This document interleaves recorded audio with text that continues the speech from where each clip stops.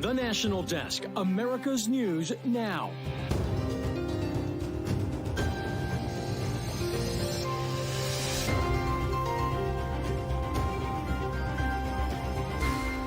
Now, a suspected serial killer is off the streets after more than a decade-long hunt. Why investigators say there is more work to be done as this New York man faces the law. Yes, the day has finally come when someone so depraved of heart, who would kill individuals, innocent individuals, in the prime of their lives, young lives, is finally brought to justice. Then, defense overhaul is the DOD's Authorization Act, DOA, in the Senate after the Republican-led House rewrites department policy with controversial amendments.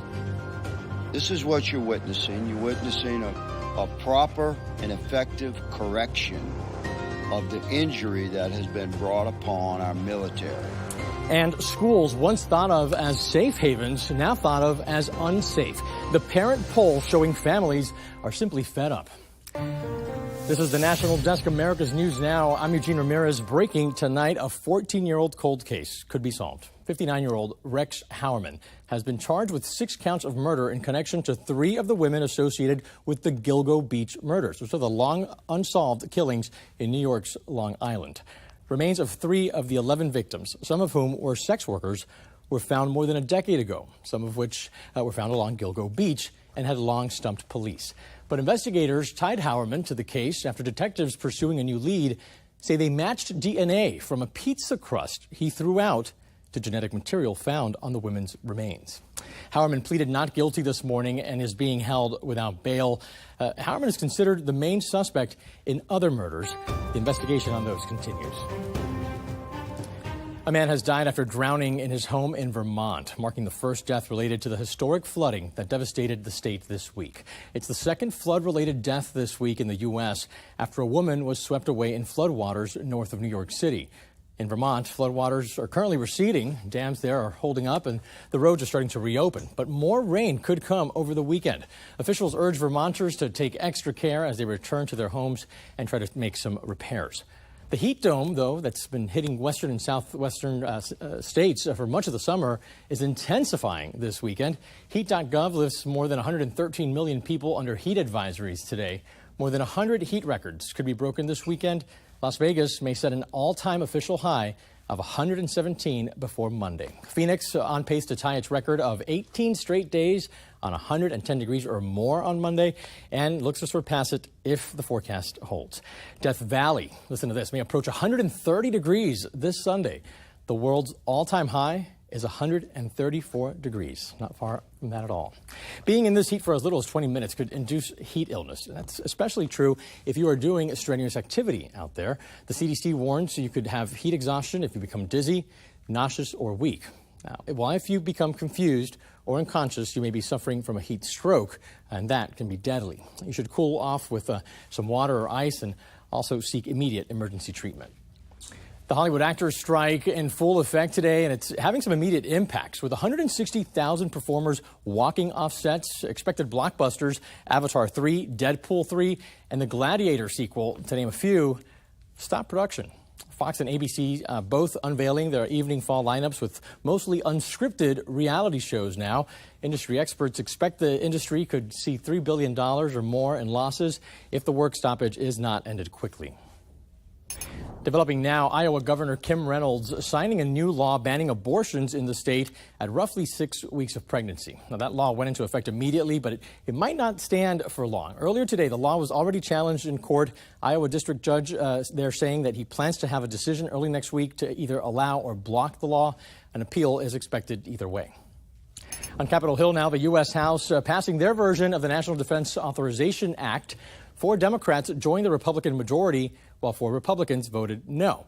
Now, final passage of this bill was in question after some controversial amendments were added early this morning, including to cut Pentagon diversity, equity, and inclusion programs and staff, as well as end taxpayer funds to pay for abortion services in the Department of Defense.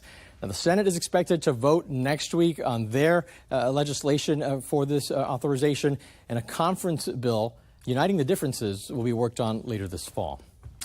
Meantime, Republicans remain divided right now on the Senate's railroad safety bill, crafted after that train derailment in East Palestine, Ohio earlier this year, which of course resulted in that release of toxic chemicals. The bill, co-sponsored by freshman Ohio Republican Senator J.D. Vance, currently is at least 2 GOP senators short of the necessary 60 that it needs to move forward.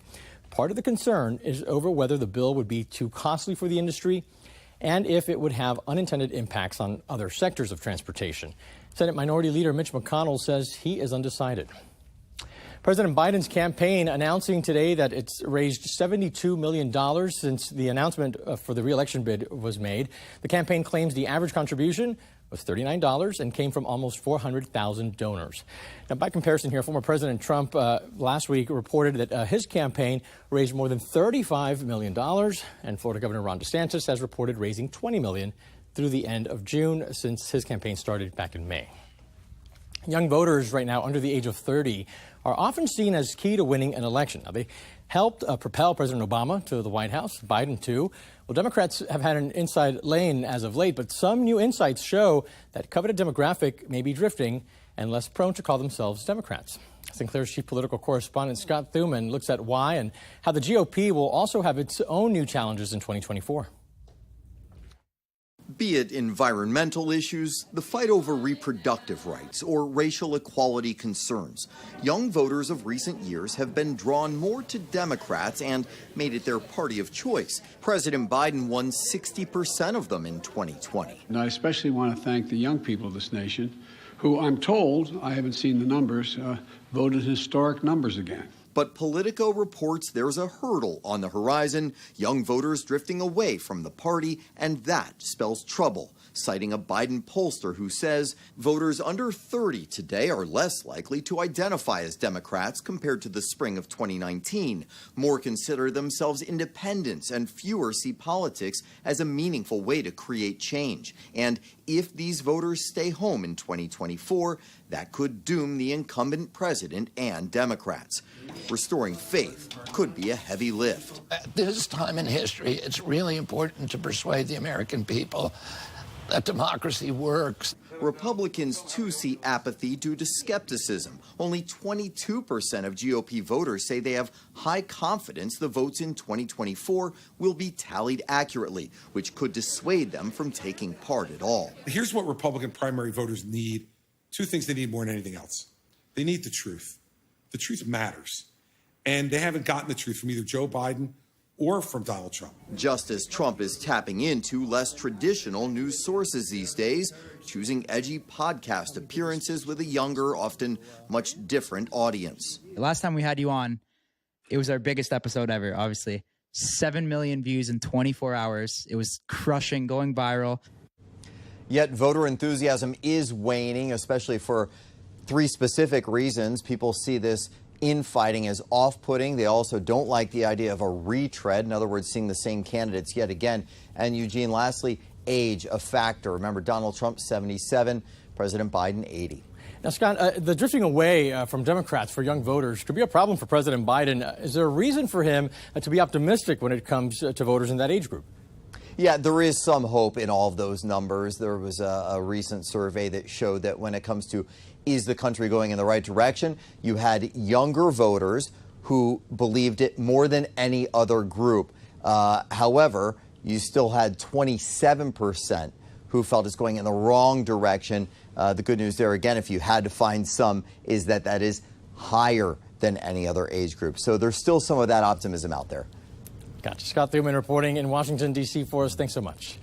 Oregon set to become the first state to add a racial and disabilities identifier question on state tax filing forms starting in 2025. Now, this bill passed the Democrat-controlled House and Senate on party lines and awaits signature to become law. It will be voluntary for Oregon residents to submit the information. Developing now, the manhunt for escaped prisoner Michael Burham continues. Officers have new clues after Burham broke out of the Warren County prison 1 week ago today. Authorities say that they believe they saw Burham on a doorbell video camera last night. Now, they also said that they believe he has changed out of his prison clothes and that someone may be helping him. Authorities warn that Burham is armed and dangerous. He was jailed on arson and burglary charges and is a suspect in a murder. There's now a $22,000 reward for information leading to his capture. Now, the crisis in the classroom, according to recent data from Chalkbeat, nonprofit news organizations dedicated to education in America, about 1 in 3 school leaders have seen a rise in school violence across the country. Now, the PTA most recent parent poll released last month showed that the prevailing concern for parents, more than 60%, worry that their children will be impacted by violence at schools, or more than 55% worry about bullying at schools.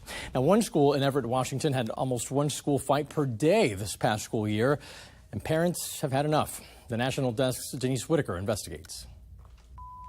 Where is this violence coming from? Kids fighting in school hallways, classrooms, and parking lots across the country and here in Western Washington. I'm here to speak with you about the violence in our schools. The Everett School District in the spotlight for the number of fights reported at its schools this past year, 410, according to data reported to the state superintendent's office. 168 of those fights at Evergreen Middle School, causing a dozen serious injuries.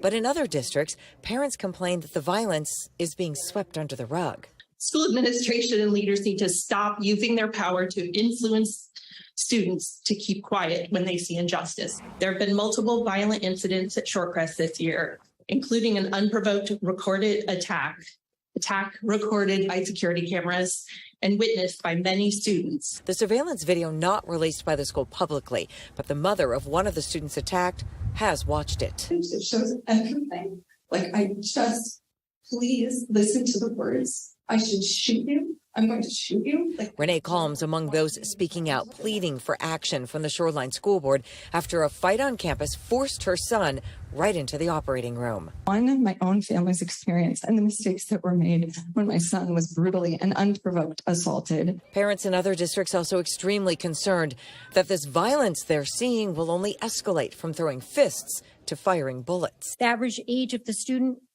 who brings a firearm to school is 16 years old. Situations of conflict are becoming more deadly with guns present, and situations escalate. Julie Carr went to the Issaquah School Board asking them to do more to prevent violence. The Lake Washington School District, for instance, now has a full page of resources on its website with tips on storing firearms. The page says they're doing it to keep guns in the right hands and prevent their unintentional and illegal discharge. There is a need for collaboration and work around that with the community, not just the school, not just the board, but with the community collectively. The Shoreline School District chose to cut several security staff positions for this next school year. A number of parents have gone to school board meetings demanding to know what the district's going to do to keep their students safe without those extra positions. I've also asked the district for its security plan. I've been told they're still working on it and should have it released this fall. School starts here September 6th. Denise Whitaker reporting. Coming up, debt relief. More than 800,000 people are about to see their student loans forgiven. Who will get that treat? Plus, unintended consequences. How the THC could result in lifelong complications if used while pregnant. And a lengthy retail crime spree now over. Why one of the 6 suspects arrested is out of custody right now, despite being considered a fugitive. We're back in 90 seconds.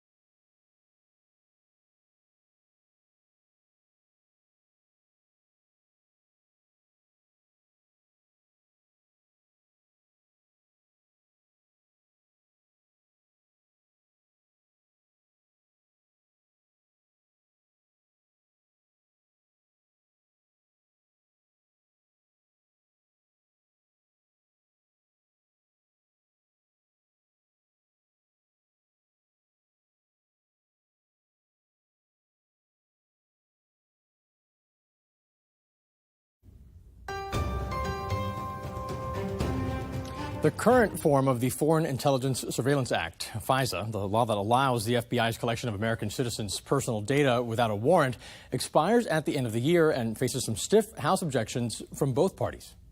I continue to believe that we will be able to work across the aisle with our colleagues because so many of us agree on this issue, and I extend my hand to them. Chairman Biggs and I agree on very little, but here is one place we agree. Whatever we think of the last administration, whatever we think of the current administration, we cannot count on the next administration to get this right. To your money now. A new report from Redfin says housing prices are rising once again. The median price now just shy of $384,000, up 1.5% from just a year ago. One reason, the housing shortage is driving up those prices. Now, that report comes as Americans are feeling more optimistic about the economy right now. In July, consumer sentiment came in at 72.6. That's about a 12% increase from the month prior. Consumer sentiment has been improving as inflation comes down and jobs remain strong.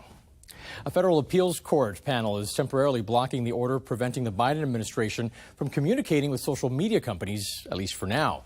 The ruling issued by U.S. District Judge Terry Doughty last week directed top government officials to stop talking with big tech platforms about taking down certain posts has been placed on hold. Now, a separate appeals panel will consider a DOJ motion to extend a longer pause to the ruling as the court hears the administration appeal. The Biden administration announcing it will automatically forgive $39 billion in student debt for 804,000 borrowers. Now, this relief is a result of fixes to the student loan system's income-driven repayment plans. The National Desk Sandra Elnishar takes a deeper look into how this will work. Fixing a broken student loan repayment system, the White House announced Friday, means more than 804,000 people will see their federal loans forgiven. That system is the Department of Education's income-driven repayment plan that's meant to deliver forgiveness after 20 to 25 years of payments. But because of problems with the program, these borrowers have not been getting the relief that they've earned. The White House says often a loan servicer would allow a borrower to pause payments for a period of time, but didn't count that pause time toward the 20 to 25-year timeline toward forgiveness under their income-driven repayment plan. We believe for many borrowers, they will see their debts go to zero. The nonprofit Student Borrower Protection Center, which advocates for debt relief, applauds the move, saying in a statement, quote, "But make no mistake, over 804,000 people are receiving relief with this action because of 804,000 failures, and this is only the tip of the iceberg," calling for the administration to continue efforts to forgive loans for more borrowers. Department of Education. Michael Brickman, an adjunct fellow at the American Enterprise Institute, who worked for the Department of Education under former President Trump, says it's another example of what he calls the current administration's piecemeal approach to student debt forgiveness. It's unclear if anybody will have the ability to sue them, but I think it's yet another example of the Biden administration looking for any opportunity to forgive loans, regardless of if they have congressional authority to do so. He argues Friday's announcement has the same moral flaws as the program that was struck down by the Supreme Court. Taxpayers, many of whom did not actually go to college, will bear the burden of this at some point. And, he says, doesn't address the core issue of college unaffordability. The White House tells me they believe they are getting to that core issue by expanding Pell Grants and through a new repayment system launching later this summer that cuts minimum monthly payments in half. In Washington, I'm Sandra Elnishar for the National Desk, America's News Now. The Pentagon says its security aid, including U.S. cluster munitions that have been controversial, have arrived in Ukraine. The country saying that they will only use the munitions, in a limited way because of the danger that they can pose to civilians. President Biden has defended the decision to send cluster bombs, saying that they could be a game changer in breaking through Russian defenses. After a blistering first week of signups, Meta's Twitter rival Threads is cooling off a bit. Online tracking data by Sensor Tower indicates traffic on the new website was down 20% mid-week compared to last Saturday. User time spent on the app also down right now by half. Ingesting marijuana during pregnancy could have lifelong implications, and it's not just smoking, but consuming the chemical THC in any form. The National Desk's Barbara Morse explains the latest research that shows a more definitive cause and effect. As a previous Surgeon General was wont to say, this ain't your mother's marijuana. The concentration of THC available in cannabis products today is much greater than it was even 10 years ago. As a neonatologist, Dr. Mara Coyle sees those newborns who require more intense medical interventions. Marijuana use during pregnancy, she says, is a problem, not necessarily at birth, but beyond. There have been studies that looked at 9 to 11-year-olds who are developing sleep disorders. Even psychotic-like behaviors have been seen in children exposed to cannabis in utero. This is a growing problem now with so many states legalizing cannabis for recreational use. Unfortunately, people equate legality with safety. It's been widely recommended that pregnant women not consume cannabis. Now, this latest research out of Oregon Health and Science University offers even more convincing evidence. They used non-human primates where they compared a group of animals who received a placebo against those given cannabis. Our genes are like a blueprint. It's sort of the map that tells our cells how to function. And what they found was the animals exposed to cannabis had a change in the genes responsible or associated with neurobehaviors that have been seen in patients who develop autism and attention deficit disorder. The researchers say they hope these results open up a conversation about these risks between doctors and women who are pregnant or are trying to conceive. I'm medical reporter Barbara Morse. Coming up, food fee fallout, the restaurant online order fee the restaurant itself doesn't want you to pay. Who's charging it and why? When we return.